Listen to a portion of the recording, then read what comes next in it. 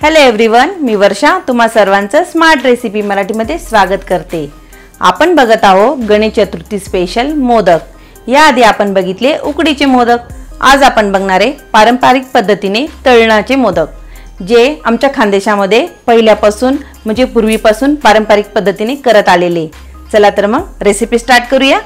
अशाच स्वादिष्ट आणि सोप्या रेसिपीसाठी स्मार्ट रेसिपीला सबस्क्राइब करा आणि बेल आयकॉनवर क्लिक करा। सर्वात प्रथम आपण मैदा भिजवून घेऊया। हे मोदक करणं अगदी सोपं आहे, याला अजिबात वेळ लागत नाही। असे मोदक माझी आजी आई हे याच पद्धतीने मोदक करत होते। आपण तेच पारंपरिक पद्धतीने मोदक कसे करतो ते बघतोय। आता हा मैद्यामध्ये मी एक पिंच ऑफ सॉल्ट टाकते, अगदी थोडंसं मीठ टाकते यामध्ये, आणि याला आपण मोहन देणार आहे तेलाचं। मोठा 1.5 चम्मच तेल टाकले आपण। आता आपण पहिले मोहन देऊन घेऊया। मैदा आपल्याला असा हातावर हा स्प्रेड करून घ्यायचा। आपण जेव्हा तेलाचं मोहन देतो ना तेव्हा, म्हणजे हे मोहन व्यवस्थित बसतं पिठाला। आता आपण हे पाणी टाकून भिजून घेऊया। आपल्याला थोडं थोडं पाणी टाकून अगदी घट्ट गोळा भिजून घ्यायचा आहे।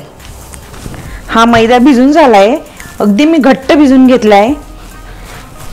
आता आपण हा जवळपास 15 ते 20 मिनिटं आपण हा झाकून ठेवूया। या भांड्यामध्ये मी हा मैदा ठेवते आणि यावर डिश झाकून ठेवते। आपण 15-20 मिनिटं हा मैदा झाकून ठेवूया। तोपर्यंत आपण मोदकाचं सारण तयार करून घेऊया। मोदकाच्या सारणसाठी आपण घेतले 1 वाटी किसलेलं खोबरं। जर तुमच्याकडे किसलेलं खोबरं नसेल तर तुम्ही डेस्टिकेटेड कोकोनट सुद्धा यूज करू शकतात, पण आपण पारंपरिक पद्धतीने करतोय ना। पहिले थोडी डेस्टिकेटेड कोकोनट होतं, पहिले बाया हे किसणीवरच खोबरं किसत होत्या, म्हणून आपण हे किसलेलं खोबरं घेतलंय। तर हे 1 वाटी आहे। यामध्ये आपण टाकूया अर्धा वाटी पिठी साखर। साखरेचं प्रमाण तुम्ही कमी जास्त करू शकता, तुम्हाला कितपत गोड आवडतं, पण अर्धी वाटी हे पुष्कळ होऊन जातं। यामध्ये आपण टाकणार आहे 1 पाव चमचा वेलची पावडर।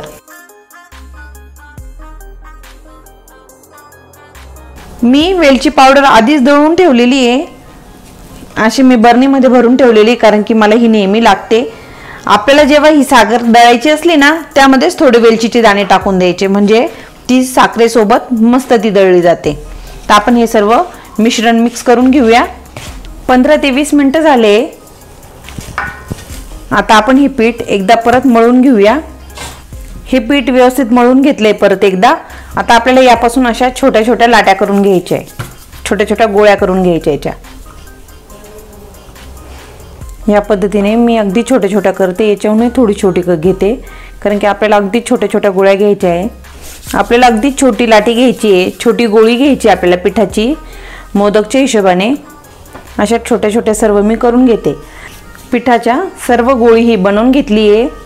आता आपण ही लाटून घेऊया। याला आपल्याला पीठ लावायची काहीच गरज पडत नाही,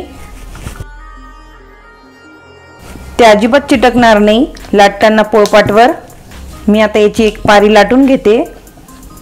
आपल्याला पारी ही जास्त जाड पण नको आणि खूप पातळ पण नको, मीडियम अशी लाटायची।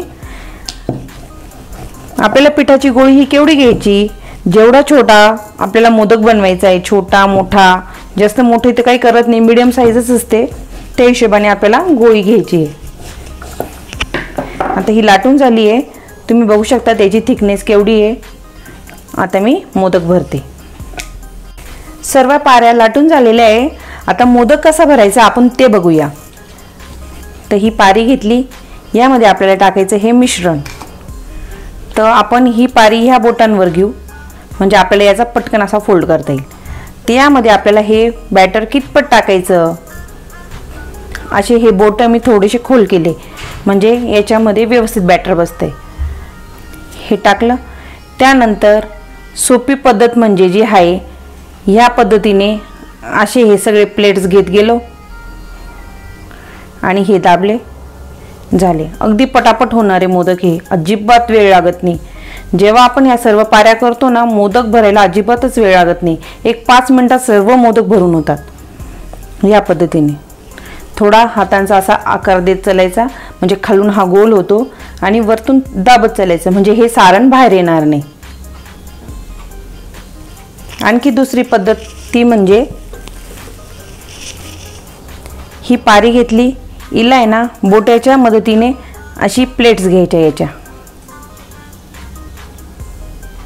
हे 2 बोट आणि हा 1 बोट अशा प्लेट्स पाडायच्या. ज्या पद्धतीने आपण उकडीच्या मोदकला प्लेट्स पाडतो त्या पद्धतीने ह्या सर्व प्लेट्स पाडून घ्यायच्या.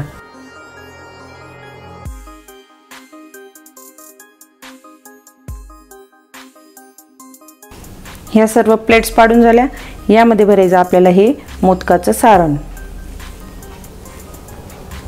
सारण भरलं, थोडं बोटाच्या मदतीने दाबून दिलं. मग ह्या सर्व प्लेट्स आपल्याला ह्या जमा करायच्या एका जागी.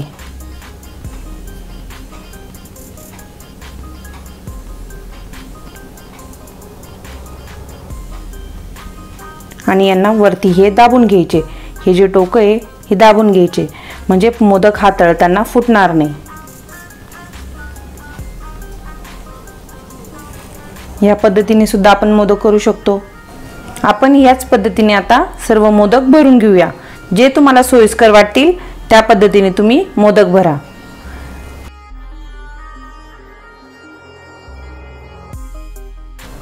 मोदक हे भरल्यानंतर आपण हे ताटामध्ये जेव्हा काढतो ना, त्यावर एक कॉटनचा कपडा झाकून द्या, नाही तर एखादी नॅपकिन झाकून द्या, म्हणजे त्याचं आवरण हे जे आहे ना ते कडक होणार नाही. आणि जेव्हा आपले सर्व मोदक भरले जातील तेव्हा आपण ते तळून घ्यायचे. आता मी एका बाजूला कढईमध्ये तेल ठेवून ते गरम करायला ठेवलंय. आता आपण पुढे मोदक तळून घेऊया. तेल गरम झालंय की नाही ते बघूया. तेल गरम झालंय. आपल्याला मोदक हे फुल गॅसवर सुद्धा नाही तळायचे आणि मीडियम आचेवर सुद्धा नाही तळायचे. आपल्याला मोदक तळायचे ते मीडियम टू हाय. म्हणजे काय होतं, फुल गॅसवर तळले तर ते जळणार आणि कमी गॅसवर जर तळले तर ते ऑइली होणार. त्यासाठी आपण मीडियम टू हाय गॅसवर हे मोदक तळून घेऊया.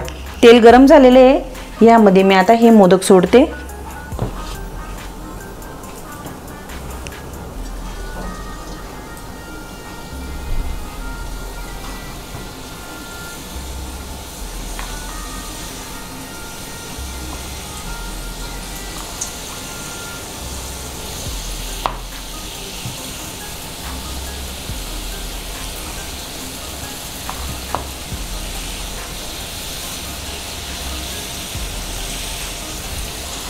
मोदकचा कलर असा खरपूस सोनेरी कलर झालेला आहे. आता आपण हे काढून घेऊया.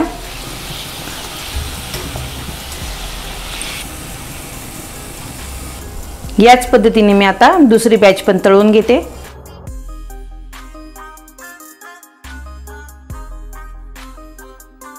हे बघा, आपले मोदक रेडी आहे. कशी वाटली तुम्हाला आजची रेसिपी? असेच मोदक तुम्ही घरी करून बघा आणि मला कमेंट्समध्ये नक्की कळवा की कशी होती रेसिपी. हे मोदक खायला अगदी सुंदर लागतात, खूप छान लागतात. यामध्ये काही जास्त मटेरियल नाही, फक्त खोबरं आणि पिठी साखर. तुम्ही असे मोदक नक्की करून बघा. चला भेटूया पुढच्या रेसिपीमध्ये. पुढच्या रेसिपीमध्ये आपण बघणार आहोत रसमलाई मोदक. ते कसे करायचे? चला तर मग पुढच्या भागात बघूया.